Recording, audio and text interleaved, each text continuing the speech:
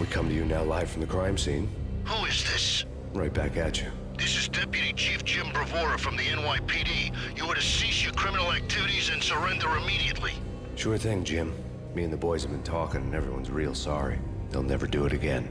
Who the hell is this? Being placed at the scene of a bank robbery wouldn't have tipped the odds in my favor. Max Payne is the legendary game from Remedy Entertainment, one of the most iconic PC games with a protagonist that might just be more iconic than the series itself.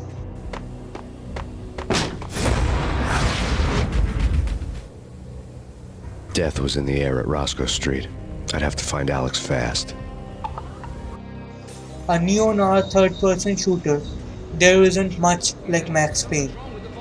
The then innovative slow-mo mechanic is not nearly as present in games now as it was back then either. Slow-mo, or bullet time as the devs referred to it, being the mechanic that is widely considered to be pioneered by Max Payne. The game itself being somewhat influenced by The Matrix. This is the second game I am covering in this channel with bullet time as a crucial combat mechanic, after Fear.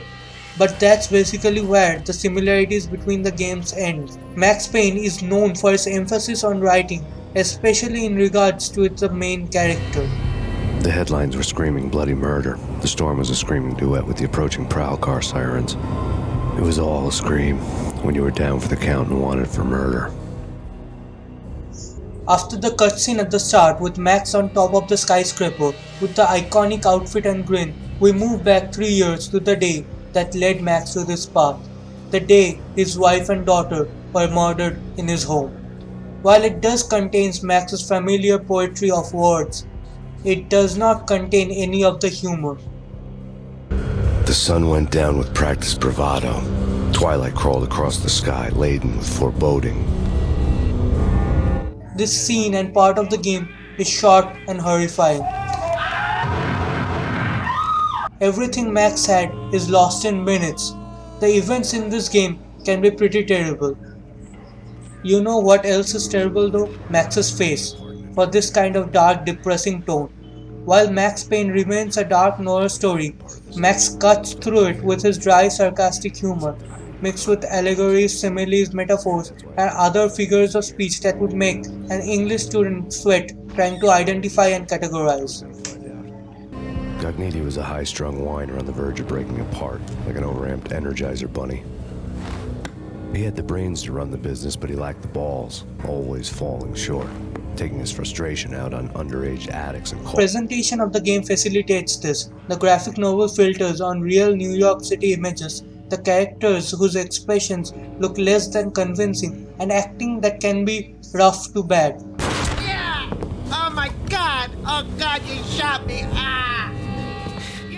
There is no way to avoid comedy in this game, especially when your main character's in-game model looks like this. So they leaned into it. They made the amateurish presentation work, cause the game itself can be funny at times. The self-awareness with which the game pulls it off is pretty remarkable. I was surprised that I was able to take Max Payne this seriously when sequences like this exist. My lord, I am your long-lost sister! But it works. They know the strengths and weaknesses of what they're trying to do. The amateurishness adds a charm to the whole thing because in spite of it, the content here is well done. The graphic novel panels have held up really well over time. The other parts of the presentation are lacking however. The game's looks have not aged well, while the worn down hotels and the nasty clubs look suitably dreary and poorly lit. The abandoned buildings empty and decrepit, but they are not really that visually distinct by the end. It all just becomes a blur of a set of buildings and fights. The different locations like the Ragnarok and the Aesir Corporation building stood out for me from the rest, but none of them are particularly eye-catching. While some of it comes down to age and the other comes down to the grounded realistic way they wanted to present things, which is the fastest and most aging way of doing visuals. Another thing is that the game always feels too dark even in the Punchinello manner, which is supposedly a rich manner of a crime family boss, and it can look like it lacks luster and just plain poorly lit. The worst part of it is seen when outside. The mix of snow and low detail buildings, cargo or whatever depending on the levels, make any levels that take place in the open look very bland. But I don't want to give off the impression that effort wasn't put into these visuals. In 1999, the Remedy designers visited New York. With the help of two bodyguards, they explored the shadiest parts of the city, taking well over 5,000 images and 10 hours of video footage to be used as the base for textures. Another part of the game I still haven't mentioned yet are the surreal dream sequences. They pull the camera way back while Max moves around a dreamlike version of his own home. The music track in the background pierced by the voices of Max's wife or the cries of his baby. While he thinks what his life had been with his wife and daughter and his normal police work, or in true Max Payne fashion, the game pulls this. There was something disturbingly familiar about the letter before me. The handwriting was all pretty curves. You're in a computer game, Max. The truth was a burning green crack through my brain, weapon statistics hanging in the air, glimpsed out of the corner of my eye, endless repetition of the act of shooting, time slowing down to show off my moves, the paranoid feel of someone controlling my every step. I was in a computer game. Funny as hell, it was the most horrible thing I could think of. One of the best fourth wall breaks in gaming. This shit is something indie games dream of doing with the player. Other than that, I'm not really a fan of the sound design in this game in general. The guns sound kinda muffled, the explosions don't sound loud enough.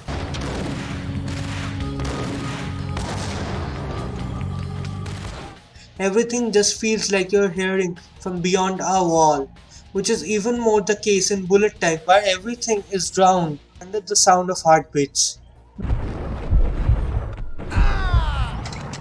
Though I have to say, coming back out of Bullet Time with the enemies dead, the clinking noise of bullet casings on the ground is very satisfying.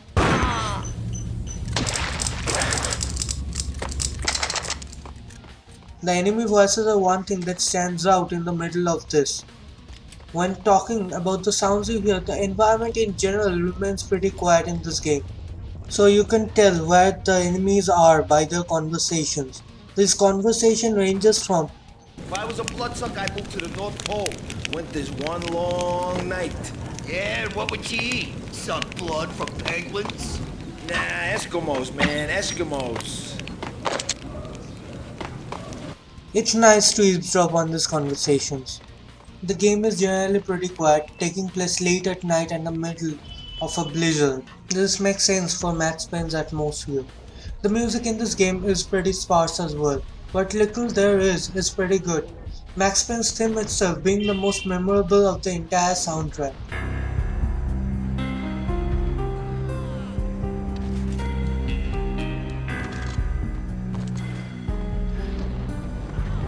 Graphic novel soundtrack, which is the same throughout the whole game, is stretched a bit too much in terms of its use. Especially feels that way since we hear the start of it in the middle of the gameplay over and over. The headlines were screaming bloody murder. The storm was a screaming duet with the approaching prowl car sirens. It was all a scream when you were down for the count and one. But enough about the presentations, let's get to the gameplay itself. Max Payne's gameplay might give you the wrong impression if all you know going in are the slow motion shootouts. They are not nearly the whole story of how the game plays. While Max Payne is a time-slowing badass with a huge arsenal, it comes with a huge asterisk. Max is the very definition of a glass cannon. A close-range flurry of bullets from the in-gun or a shotgun blast can easily put you down. Max Payne's combat works in a rhythm. Going in guns blazing before the enemies can react is often the way. Max Payne's weapons are imprecise in the hands of both you and your enemy, so it's not really pinpoint precision that's gonna get you through this game. Fights in this game are short and deadly.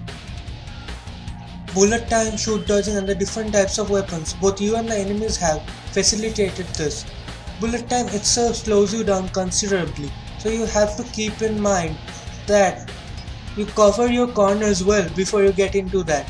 The bullets are slow in this game, so in bullet time you can clearly see bullets whizzing past you or when you narrowly dodge a shotgun blast. This just adds another level of coolness to the game. The bullets being slow, however, is not just a gimmick. Sometimes you can kill enemies after they have already shot in your directions and take damage after they have died. And while Max might be too slow to dodge a barrage of bullets at close range, in bullet time he may be able to avoid just enough to keep fighting. You can also shoot dodge while moving. Shoot dodging keeps you in motion, but you can change direction in the middle of it. There has been emphasis put in the animations of the game as well. The reloads, the rolls, and the general movement has aged well. Though Max is not the best controlling character, and sometimes the game feels like it's unwelcoming of my inputs. More often than not, Max was great to play as. That is not to say the game can't be cheap either, when enemies come from angles you couldn't have seen. There's a line between hard and unfair, and on your first time through these levels, when you have no idea of the enemy locations, the game can easily feel like it's on the wrong side. It's the equivalent to spawn camping in a multiplayer shooter. While playing Max Payne, the F5 key is used as often as a strawman in an internet argument. You will be constantly reloading saves as you either die or take too much damage from enemies who are just there to ambush you. In absence of quick saves, it would feel unfair. The quick saves give you a quick and easy way to try different approaches to a room.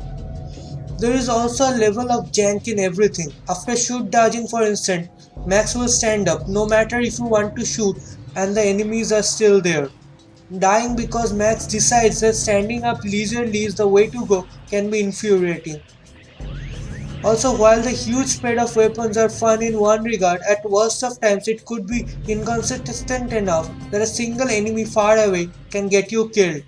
In all my time playing Max Payne, I have yet to have been able to find a consistent pattern for the shotguns. Sometimes it feels like I can hit enemies at far longer ranges than should be possible, other times it fails to kill an enemy close by.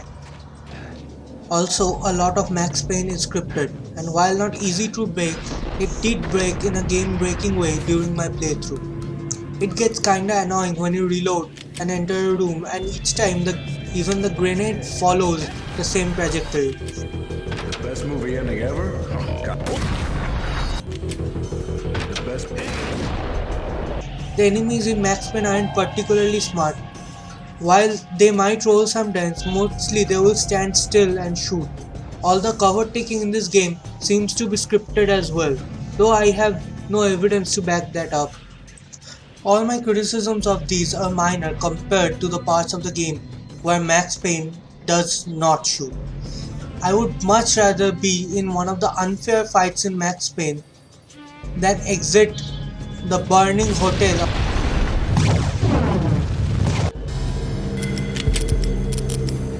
shoot down these bombs. But that doesn't even compare to the pure agony of going through these in the dream sequence. No exaggeration, this is one of the worst sequences in any games I had the displeasure of experiencing. I would rather get a nail injury than go through this sequence again. There are two of these sequences in this game. The first one is bad, but it's the second one that did this to me.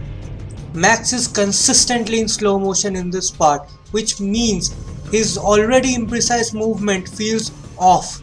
He may feel slow, but he's actually moving at a normal pace. So with the tiny middle part where one slip up is a fall and instant death. Add to that platforming, but not just any. You cannot jump at half the angles, you're stopped from jumping and you have to find the one weird place you can jump from, and these jumps are on platforms of different levels which you can't fucking tell before jumping cause it looks like shit. This may seem like I am complaining too much about a short sequence, but it took me well over 20 minutes to get through the second one and I hated every second of it. But these sections are overall short compared to the runtime of the game. Gameplay wise, Max Payne is a pretty simple game. but executed uniquely and mostly well done. The same can be said for its story. Max Payne, when you look at the broader strokes, is a very simple story. A story about Max Payne on a journey to get revenge against the ones that killed his daughter and wife. The thing that keeps this whole journey interesting though, through the whole game, is Max himself. His way of viewing the world carries the often predictable plot developments of this game. Max is the draw of this game's writing. He is never actually having an easy time in his revenge, but Max also never really loses his cool either. I envy your name. And the killer was smiling. Pleased to meet you. I'm Frankie the Bat Niagara. Niagara, as in you cry a lot? He had a baseball bat and I was tied to a chair. Pissing him off was the smart thing to do. The game dives into his head multiple times, and in there we see his very dark view. Max doesn't really know if he's in a winning game, saying that his survival might be left up to luck. It wasn't about how smart or how good you were. It was chaos and luck. And anyone who thought different was a fool. All you could do was to hang on madly, as long and as hard as you could. He doesn't consider himself to be a hero either. With a single-minded goal, he keeps moving, the only thing that gives his life meaning. At the start of the game, we learn that Max Payne's family was murdered by junkies high on the designer drug Valkyr. It took 3 years before any leads were found in that case. Max, now an undercover agent for the DEA, learns that it's connected to the Punchinello family. A meeting is arranged between him and Alex, his handler, by his friend BB. Max accidentally gets in a shootout with mobster working for the Punchinello underboss, Jack Lupino, who are staging a bank robbery through an abandoned part of the subway. He eventually runs into Alex, only to witness him being killed by an assassin. Max becomes a prime suspect in Alex's murder and is hunted by both the police and his former mob associates, who now know that he is a cop. In his journey, he comes across Vladimir Lem, a Russian mobster who has waged his own war against the Punchinello family, and Mona Sachs, an assassin seeking revenge against the Punchinello for her own reasons. Later on, Max learns that the Punchinello was just a pawn in a bigger conspiracy, as after he attacks the Don and leader of the family Angelo, he is surrounded by Acer Corporation mercenaries and left for dead with an overdose of Valkyr. The Acer Corporation is run by Nicole Horn, who we later learn was responsible for the development of Valkyr. Fun fact, Nicole Horn is actually Sam Lake's mother. Nicole Horn is actually real-life mother of Sam Lake himself, so I don't know if there's anything psychological about it, making the bad guy to be your mother. We also learned that it was BB who set Max up to be the fall guy for Alex's murder, in a not at all surprising reveal. There also the fact about Alfred Warden, who runs a secret society called Inner Circle, of which Nicole was a member of, and after Max Payne is successful in his revenge, it is implied Warden will help him out of the crimes he is charged with. Woden was there in the crowd, standing by the sidelines. It wouldn't be over till the man with the patch would say so. He'd say the right words. I knew he would. He'd better. While this summary of the plot of the game may seem like it's not as simple as I first said, you can condense it down to a twist that works just as well. Max Payne's pacing works really well with the whole thing of new characters and events being mentioned all the time while keeping the main thing simple. There's a lot of characters I glossed over here. There is a subtle feeling that the world exists outside of Max's actions throughout the game. Characters like Vladimir or Mona have their own goals. The part of the game that doesn't make sense to me is burning down a restaurant with Max inside it. Like, why would you do that? Burn down your place to kill a singular person when you could have, blown it up and killed him instantly, or maybe when he enters have like 20 of your people pointing guns at him from all sides. The game does have a few contrivances in its plot, however, like Max surviving the Valkyr overdose, Warden surviving being shot down, and Max taking down a whole corporation by himself can feel unbelievable. but I fully believe the writers knew this and went with it. And this scene basically confirms it for me. On screen, the so-called corpse of Alfred Woden stood up, miraculously waking from his dirt nap, looking smug among his dead pals. In the land of the blind, the one-eyed man is king. I didn't know how he'd pulled it off, but it was a pretty slick way to get out of all his promises. Most of what he had said fit too well to be a load of crap. I believe the writers of this game can be anything but lazy to come up with an explanation. And while it is kind of an ass pull, I don't think these small things matter in the overall incredibly well written game. So in conclusion, it has been more than 20 years since the release of the original Max Payne game and close to a decade since there has been a new one. While I have problems with the last entry, Max Payne 3, I am satisfied with what it did with the story of Max. But it's different from Max Payne 1 in a number of ways, and while Max Payne 2 is closer, it still has its differences. There isn't anything like Max Payne still, which is fine because it's such a Max-centric game and story. I struggle to think how it might work with anyone else, so it's great that this game has held up so well over the time, with many features both in its gameplay and presentation that has given it an edge over the years. And with the revenge complete, maybe it's time for Max to move on as well. But as he himself says, I lied to myself that it was over. I was still alive. My loved ones were still dead.